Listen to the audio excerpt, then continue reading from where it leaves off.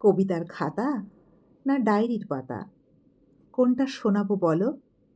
সবখানে একই ভাব, লাইনগুলো আলাদা।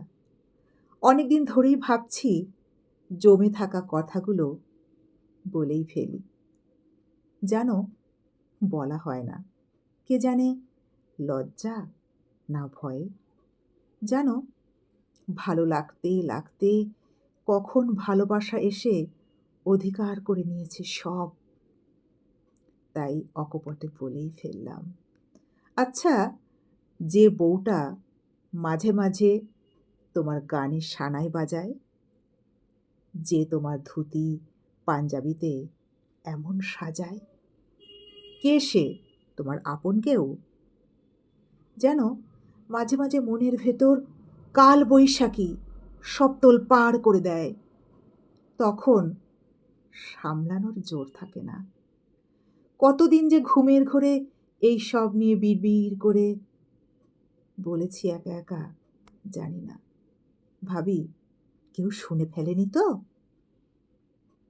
রোজ সকালে 10টা বাজার আগে নিয়ম মতন রোজ দাঁড়াই ব্যালকনিতে এসে, শুধু একবার চোখের দেখা দেখবার জন্য। শুধু এক চোখ দেখার বাসনায়, শুধু এই মন তোমার অনুভূতির কামনায়। যখন গলির মুখে ছায়া তোমার আড়াল হয়, তবুও চোখ ফেরে না। অন্তর চোখে দেখতে পাই গলিটা বহুদূর সোজা হয়ে গেছে যেন। কেন এমন হয়?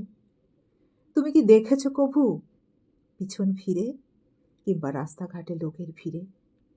একদিন তো পিছন পিছন অনেক দূর হেঁটে গিয়েছিলাম, পা দুটোই টেনে নিয়ে গেছিল। আমি কিছুই বুঝতে পারিনি। তারপর হঠাৎ বৃষ্টি এলো, কাক ভেজা হয়ে বাড়ি ফিরলাম। একবার এসে হাতটা ধরতে পারতে। দুজনে বৃষ্টি ভেজার সুখই আলাদা।